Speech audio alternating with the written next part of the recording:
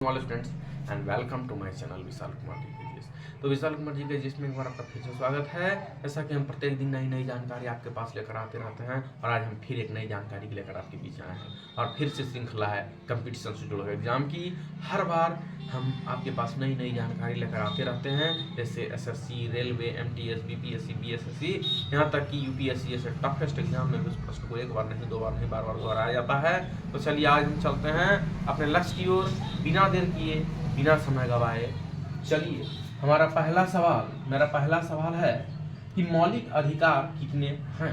देखिए, मौलिक अधिकार जब हम राजनीति शास्त्र पढ़ते हैं और जब हम संविधान पढ़ते हैं तो उसमें अधिकार है, तो यहाँ पर एक मौलिक अधिकार भी आता है।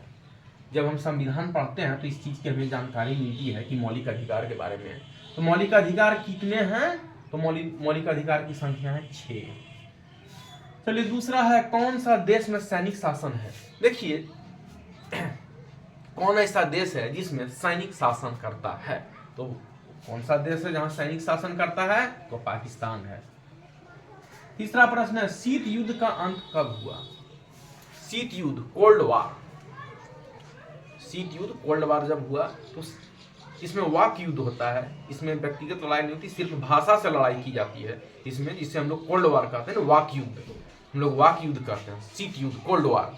तो उसका अंत कब हुआ? तो हुआ 1991 में। कब हुआ? तो 1991 में हुआ। चलिए चौथा है, बिहार चुनाव में सबसे ज्यादा सीटें किस पार्टी को आई? अभी देखा होगा, अभी आज से ठीक 10 दिन पहले जब बिहार में चुनाव हुए और उसके नतीजे आए तो सबसे ज्यादा सीटें किस पार्टी को मिली? तो उस पार्टी का क्या नाम है? उस पार्टी का नाम है बीजेपी। यानी भारतीय जनता पार्टी को पूरे बिहार में सबसे ज्यादा सीटें आई और भारतीय जनता पार्टी सबसे बड़ी पार्टी बनकर पूरे बिहार में उभरी। चलिए इतना है, कौन सा देश गुलाम नहीं हुआ? लोग कहते हैं ना कि ये भारत इस साल आजाद हुआ, पाकिस्तान इस साल आजाद हुआ, तो नेपाल किस साल आजाद हुआ? तो मैं बता देता हूं कि नेपाल कभी गुलाम रहा ही नहीं। तो कौन सा देश गुलाम नहीं हुआ? तो है नेपाल। याद रखिएगा, नेपाल कभी गुलाम हुआ ही नहीं। है, कारगिल युद्ध कौन से देश के बीच हुआ? देखिए, 1999 में जब कारगिल की लड़ाई लड़ी गई तो कारगिल की लड़ाई किस दो देशों के बीच हुई? तो भारत और पाकिस्तान के बीच में। कारगिल की युद्ध जो हुई वो भारत और पाकिस्तान के बीच में हुई। चलिए अब है 7वां, भारत में केंद्र शासित प्रदेश। हमारा जो देश है भारत, उसमें कितने केंद्र शासित प्रदेश हैं? केंद्र शासित प्रदेश कितने हैं? तो है 8 केंद्र शासित प्रदेश कितने हैं? तो है 8। चलिए अब है 8वां, मुस्लिम लीग की स्थापना कहाँ हुई? जैसे मुस्लिम लीग की तो स्थापना हुई वो 1906 में हुई। वो कहाँ हुई? मुस्लिम लीग की स्थापना कहाँ हुई? तो हुई कहाँ? ढाका में। याद रखिएगा, कहाँ हुई? वो ढाका में हुई। चलिए 9वां, लखनऊ समझौता किस वर्ष हुआ? लखनऊ समझौता किस वर्ष हुआ? तो हुआ 1916 में। किस वर्ष हुआ? 1916 में हुआ। 10वां अंतिम प्रश्न, कावेरी नदी की लंबाई।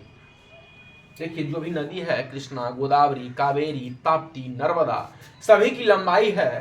तो यहाँ पूछा गया किस नदी के बारे में? तो कावेरी नदी के बारे में। तो कितनी है उसकी लंबाई? तो 805 किलोमीटर। कावेरी नदी की लंबाई कितनी है? 805 किलोमीटर। तो चलिए, it is a very most important question for competition exam like SSC, railway, MTS, BSSC, UPSC and more toughest exam UPSC जैसे बड़े बड़े प्रतियोगिता परीक्षा में इस प्रश्न को एक बार नहीं, दो बार नहीं, बार बार दोहराया जाता है। तो आज हमारे इस वीडियो में इतना ही, इस विशाल कुमार जी के जीएस में इतना ही। फिर मैं मिलूंगा एक नई जानकारी के साथ नेक्स्ट के वीडियो में। और जो है स्टूडेंट्स कंपटीशन की तैयारी कर रहे हैं, प्रतियोगिता परीक्षा की तैयारी कर रहे हैं, हमारे वीडियो को देखें, लाइक करें, सब्सक्राइब करें, अपने अपने मित्रों को शेयर करें। हम प्रत्येक दिन नई नई जानकारी आपके बीच लेकर आते रहते हैं। फिर मैं मिलूंगा एक नई जानकारी के साथ। और जो है प्रतियोगिता परीक्षा के छात्र इस वीडियो को देख रहे हैं, देखें, लाइक करें, सब्सक्राइब करें, अपने अपने मित्रों को शेयर करें। फिर मैं मिलूंगा एक नई वीडियो के साथ। I meet you next and other days and new information and who students prepare competition exam of this. Watch my videos, channel, like, subscribe, in this video. Thank you.